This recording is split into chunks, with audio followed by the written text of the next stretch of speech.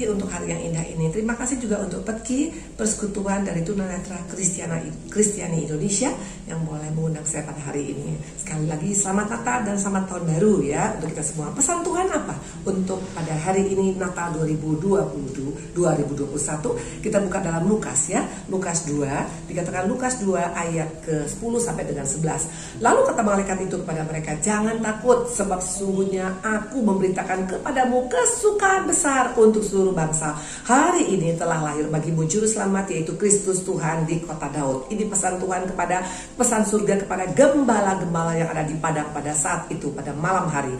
Mungkin kita bilang hanya untuk gembala, Bu Indri. No, kita buka lagi Matius 2 ayat 9 sampai dengan 11 kepada orang-orang Majus. Setelah mendengar kata-kata raja itu, berangkatlah mereka, dan lihatlah bintang yang mereka lihat di timur mendahului mereka hingga tiba dan berhenti di atas tempat di mana anak itu berada. Ketika mereka melihat bintang itu, sangat bersukacitalah mereka. Maka masuklah mereka ke dalam rumah itu dan melihat anak itu bersama Maria ibunya, lalu sujud menyembah dia. Mereka pun membuka harta bendanya dan mempersembahkan persembahan kepadanya, yaitu emas, kemenyan, dan mur. Luar biasa. Tuhan surga berbicara, memberikan pesan kepada gembala dan juga kepada orang Majus. Artinya Tuhan mau menyampaikan berita keselamatan dengan kelahiran anaknya yang tunggal, yaitu Yesus kita yang luar biasa.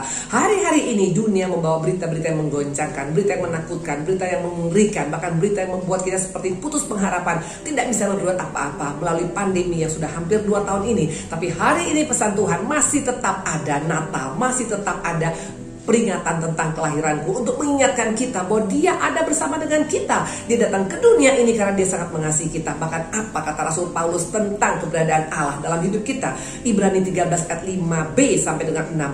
Karena itu Allah berfirman, "Aku sekali-kali tidak akan membiarkan engkau, dan aku sekali-kali tidak akan meninggalkan engkau." Sebab itu dengan yakin kita dapat berkata, "Tuhan adalah penolongku. Aku tidak takut apa yang akan dapat dilakukan manusia terhadap aku." Luar biasa. Pesan Tuhan ada Natal tahun 2021 ini, Tuhan kita tidak pernah membiarkan apalagi meninggalkan kita. Setiap tahun kita merayakan Natal bukan hanya sekedar ritual agamawi, bukan hanya sekedar kewajiban, bukan hanya sekedar acara-acara ibadah dari segi keagamaan, tapi ini untuk ingatkan bahwa Tuhan kita tetap ada bersama dengan kita, ada di hati kita, ada dalam kehidupan kita. Nah, pertanyaan sekarang, kenapa Tuhan mau menyampaikan pesan ini? Kenapa surga mengatakan bahwa aku tidak akan pernah membiarkan apalagi meninggalkan engkau? Karena keadaan sekarang banyak orang memikir Tuhan sudah meninggalkan, Tuhan sudah tidak peduli, Tuhan sudah tidak sayang dalam hidup kita.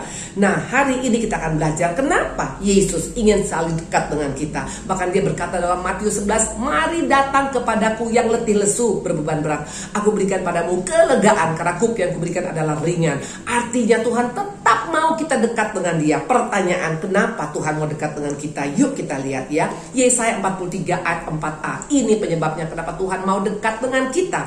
"Oleh karena engkau berharga di mataku dan mulia, dan aku mengasihi engkau." Wow, sister, brother, siapapun engkau di tempat ini, apapun keberadaan kita, ternyata kita sangat berharga di mata Tuhan. Bukan hanya di mata dunia bilang berharga, besok-besok kita bisa mengalami hal yang tidak baik. Tapi kalau Tuhan mengatakan kita berharga, ada satu privilege yang luar biasa. Dan bukan hanya berharga, dikatakan mulia. Dan bukan hanya mulia, dikasihi Tuhan ya. Tidak main-main. Ada 3 hal, berharga, mulia, dikasihi Tuhan. Kalau dunia, sometimes kita bisa kecewa, betul. Bahkan orang tua dengan anak, seringkali bahkan mungkin mengecewakan. Bahkan anak dengan orang tua, seperti yang dialami oleh siapa? Daud ya. Daud pernah berkata, "Walaupun orang tuaku meninggalkan, tapi engkau tidak pernah meninggalkan." Anak juga pernah mengecewakan orang tua. Pernah waktu Absalom mau membunuh ayah kandungnya sendiri karena dia sangat-sangat ingin menguasai kerajaan Israel.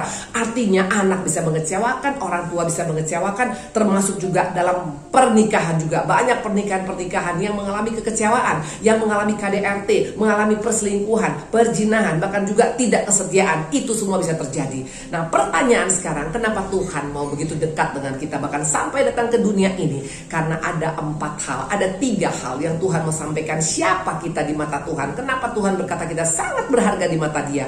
Yang pertama adalah Roma 8 ayat 15. "Sebab kamu tidak menerima roh perbudakan yang membuat kamu menjadi takut lagi, tapi kamu telah menerima roh yang menjadikan kamu anak Allah. Oleh roh itu kita berseru, ya Bapa, ya Aba, ya Aba." Aba ya Bapa. Tidak main-main. Kita sampai bisa memanggil dia Bapa, Aba. Dalam doa Bapa kami dikatakan, Bapa kami yang ada di surga. Hubungan kita dengan Allah bukan hanya sekedar hubungan yang sangat formal, tapi sebagai Bapa dan anak, kita bisa memanggil dia Aba. Makanya harusnya kita tidak takut, karena waktu kita menjadi anak, kita mewarisi banyak hal-hal yang luar biasa dari Bapa kita ya.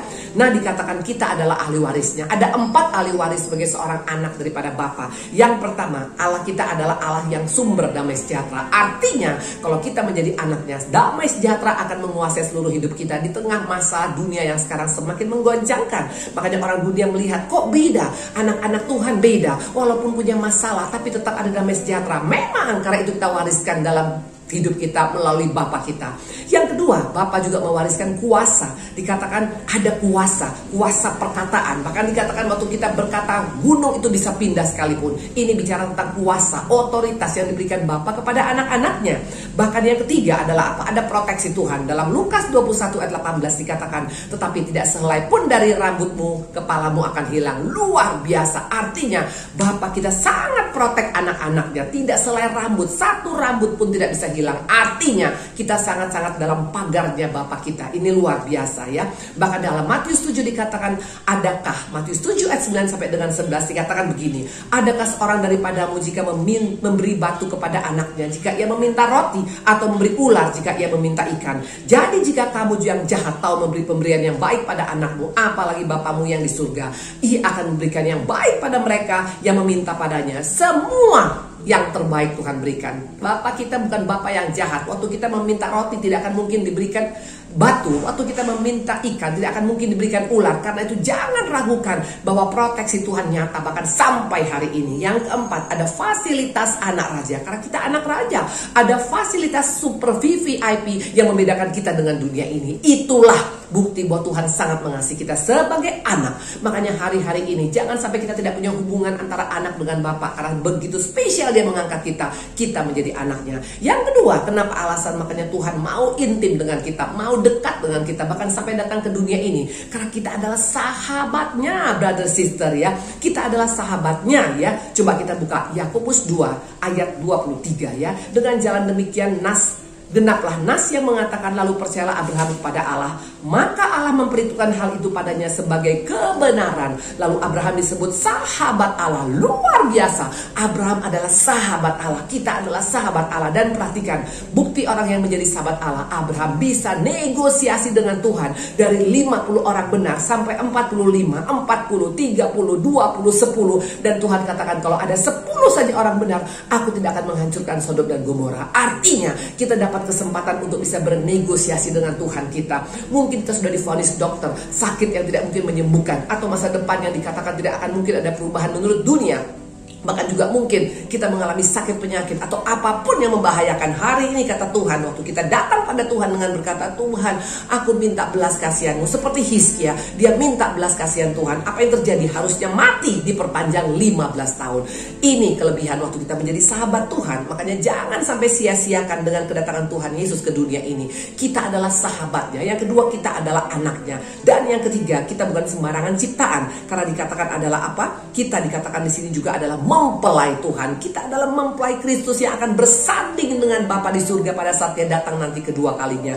Ini bukan hal yang biasa-biasa. Ini hal yang luar biasa. Bahkan bukan hanya bersanding. Kita buka Yohanes 14 ayat 1 sampai dengan 2. Janganlah gelisah hatimu, percayalah kepada Allah, percayalah juga kepadaku. Di rumah Bapakku banyak tempat tinggal. Jika tidak demikian, tentu aku mengatakan padamu, sebab aku pergi ke situ untuk menyediakan tempat bagimu. Luar biasa. Tuhan sudah menyediakan tempat bagi kita pada saat kita di dunia ini menjadi anak yang luar biasa, menjadi anak yang dikasih dan menjadi sahabat yang dikasih. Waktu kita pulang nanti kepada Bapa, kita juga sudah disediakan tempat yang ada bersama-sama dengan Bapa kita di surga, bersama dengan Yesus. Hari ini mari, identitas ini membuat kita harusnya menjadi pribadi yang tidak main-main. Dan yang keempat adalah apa? Kita menjadi penyembah-penyembahnya, bukan main-main. Kita adalah penyembah-penyembah Tuhan dalam roh dan kebenaran. Karena itu mari pada hari ini pesan Tuhan pada setiap kita, jangan kita menganggap menganggap bahwa hidup ini hanya biasa-biasa. Kita diciptakan berbeda. Kedatangan Tuhan Yesus 2000 tahun yang lalu itu mengingatkan kita, aku datang ke dunia ini anakku karena aku mengasihi engkau. Kenapa aku mengasihi engkau? Karena engkau adalah sahabatku, engkau adalah mempelaiku, bahkan juga engkau adalah penyembah-penyembahku, dan engkau adalah anakku. Dan inilah statement daripada seorang Daud, makanya dia bisa bertahan sampai pada akhir dan finishing well. Mazmur 62 ayat 1, untuk pemimpin biduan menurut Jedutun Mazmur Daud, hanya dekat Allah saja aku tenang, daripada jalan keselamatanku. Keselamatan kita bukan dari dunia ini. Percayalah bapak-bapak, ibu-ibu, dunia ini akan digoncangkan ya. Dunia ini akan lenyap dengan segala isinya. Tapi waktu kita memiliki kedekatan dengan Tuhan, karena kita adalah anaknya, karena kita adalah sahabatnya, karena kita adalah mempelainya, karena kita adalah penyembah-penyembah, kita akan bisa finishing well. Ini sebagai pesan Natal buat Peki ya pada hari ini. Saya percaya kalau kita boleh ada semua karena anugerah Tuhan, kalau kita boleh mendapatkan Natal 2021 ini semua karena anugerah Tuhan, jangan sia-siakan kedatangan Tuhan Yesus. Dia katakan jangan takut kepada gembala, jangan takut kepada orang Majus. Artinya siapapun kita, apapun keberadaan kita, pesan Tuhan tetap sama, jangan takut karena aku tidak akan membiarkan engkau, apalagi meninggalkan engkau. Makanya kita berani dengan yakin berkata, apa yang dapat dilakukan manusia terhadap aku, apa yang dapat dilakukan masalah terhadap aku, apa yang dapat dilakukan pandemi terhadap aku, apa yang dapat dilakukan sakit penyakit terhadap aku, apa yang dapat dilakukan iblis terhadap aku, karena aku bersama dengan dia dan dia bersama dengan aku. Tuhan memberkati. Shalom. Baiklah, inilah persembahan puisi dari DPD Petki DKI Jakarta. Pembacaan puisi ini sekaligus menghantarkan kita memasuki Candlelight. Natal kembali di hatiku. Hari-hari terus berganti. Cerah, mendung, datang dan pergi. Banyak sudah peristiwa yang kualami, namun masih banyak lagi yang harus aku jalani. Sejak pandemi melanda bumi, seolah aku tak dapat bekerja juga melayani sebaik dulu. Belum lagi kesedihan yang membebani, sebab pandemi membuat jarak yang membentang antara kau dan aku. Hari ini kuperingati lagi saat kedatanganmu Tuhan. Kusambut lagi baik kudusmu Tuhan. Di relung hati dan detak jantungku, ku dekap erat dalam sanubariku. Semerdu pujian kudus yang berkumandang. Demikianlah semangatku kembali mengembang. Seindah kasih Yesus yang kurasakan, demikianlah pengharapanku takkan pernah terpadamkan. Natal kembali di hatiku, membangkitkan kerinduan yang pernah menggetarkan kalbu. Aku ingin menjadi saluran cintamu, juga perkenalkan Yesus kepada siapapun dalam hidupku. Wahai sahabatku semua, hari ini Natal kembali di hati kita. Selamat datang Tuhan. Selamat Natal Tuhan. Malam itu gelap, dingin, dan sunyi. Di tempat yang sangat sederhana, lahirlah seorang bayi mungil. Dia datang memberi terang, membawa damai sejahtera, sukacita, dan keselamatan bagi manusia yang dikasihinya. Dan kini mengenang kembali satu peristiwa kedatangan Sang Penyelamat dunia. Dengan hormat kami mengundang para ketua DPD Petki, dan kita akan segera masuk di dalam candlelight.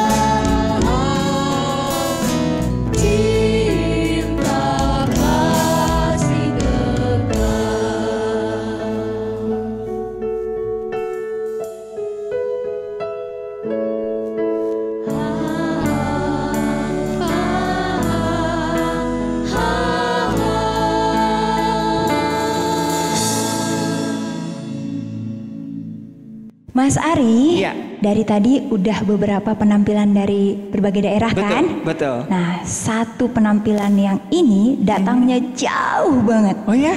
Iya. Wah, luar Tahu biasa. nggak dari mana? Dari mana kah?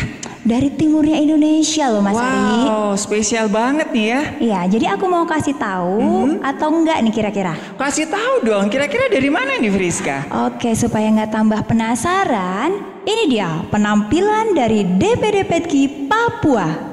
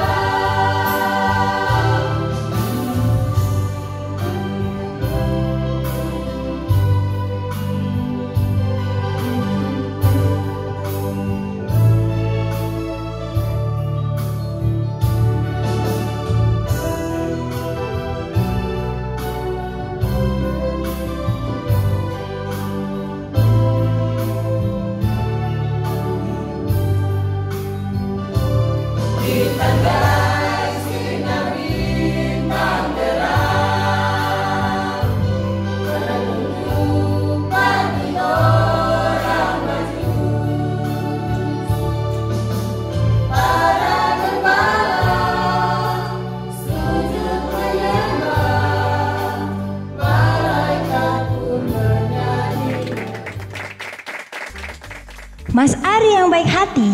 Iya, Friska. Sedari tadi sudah beberapa penampilan dari DPD Petki. Betul. Nah, tapi sebelum kita melangkah jauh ke acara selanjutnya, saya mau informasikan dulu nih untuk semua yang menyaksikan perayaan Natal hari ini. Ya. Bahwa Petki memiliki 3 tingkatan dalam Dewan Kepengurusan. Yang pertama, DPP, Dewan Pengurus Pusat, itu di tingkat nasional. Kemudian yang kedua, DPD, Dewan Pengurus Daerah di tingkat provinsi. Dan yang ketiga, DPC, Dewan Pengurus Cabang, itu untuk tingkat kota dan kabupaten. Ya. Nah, jadi Mas, di sini semua daerah itu berlomba-lomba memberikan penampilan terbaiknya. Betul. Supaya yang di vote sama sahabat Petki dan semua yang menonton kita hari ini lebih banyak lagi. Mereka lebih bingung lagi mau dukung yang mana. Ya. Ayo Mas, buruan kasih tahu siapa sih yang mau tampil sekarang? Nah, ini tidak lupa dan tidak ketinggalan teman-teman kita dari DPD Petki Lampung.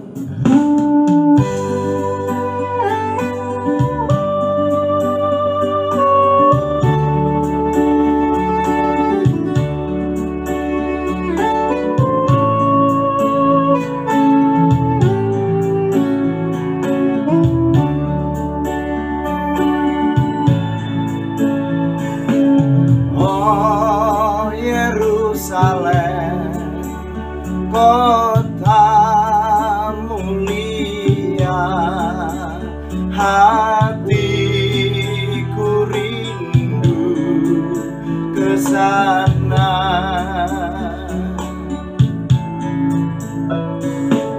Oh Yerusalem, kota mulia, hatiku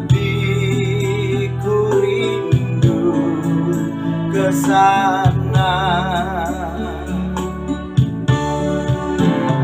Tak lama lagi Tuhanku, datanglah, bawalah saya ke sana. Tak lama lagi Tuhanku, datanglah, bawalah saya ke sana.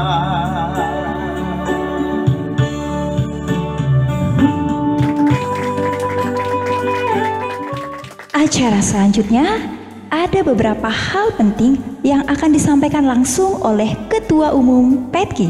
Dengan hormat, Bapak Yanto Pranoto SH, dipersilahkan. Shalom.